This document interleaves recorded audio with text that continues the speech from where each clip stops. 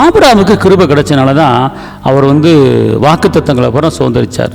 ஆதியாகமம் 18:3 ஆபிரகாமுக்கு கிருபை கிடைத்தது. அவர் தேவனை என்ன செஞ்சார்? உபசரித்தார். தேவனை மையப்படுத்தினார், தேவனை உபசரித்தார். அவர் தான் பெத்த மகனை நடந்து போகிற அளவுக்கு வளர்த்துட்டு, விறகு கட்டை தூக்குற அளவுக்கு வளர்த்துட்டு பலி கொடு அப்படின்னு சொல்லும்போது அவர் பலி கொடுக்க போனார். ஏன்னு கேட்டால் அவருக்கு தெரியும் ஈசாக்கு மூலமாக சந்ததி விலங்கு என்று சொன்னவர் ஈசாக்கு பலி கேட்குறாரு.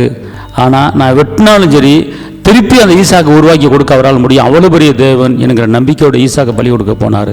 அந்த நேரத்தில் கர்த்தர் சொன்னார், ஈசாக்கு மேலே உன் கையை போடாத. வாக்குத்தத்தம் நினச்சி நிறைவேறிச்சு. அப்போ இந்த மாதிரி ஒரு தைரியம், பெலன், விசுவாசம் எப்படி அந்த ஆபிரகாமுக்கு வந்துச்சு?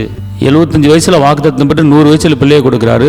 பிள்ளை நடக்கிற வயசில் விறகு தூக்கிட்டு போகிற வயசுக்கு வந்தோன்னு பலி கொடு அப்படின்னா எந்த தகப்பனுக்கு மன வருத்தம் இல்லாமல் இருக்கும். ஆனால் இருந்தாலும் கர்த்தருக்கு கீழ்ப்படிஞ்சார்.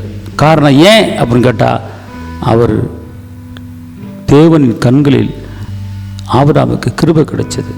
அதான் ஆபிரகாமுக்கு கிருபை கிடைத்தது. அவர் தேவனை உபசரித்தார்.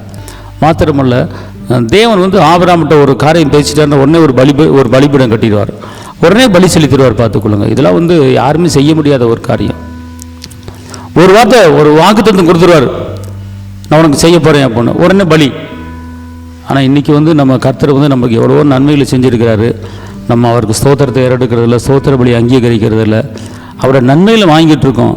ஆனால் அவருக்கு பலி செலுத்தணுங்க, ஸ்தோத்திர பலியை செலுத்தணும். நீங்கள் அப்படி செய்யும்போது அந்த ஆபிரகாம் புராண ஆசீர்வாதம் கடந்து வரும். பார்த்துக்கொள்ளுங்க.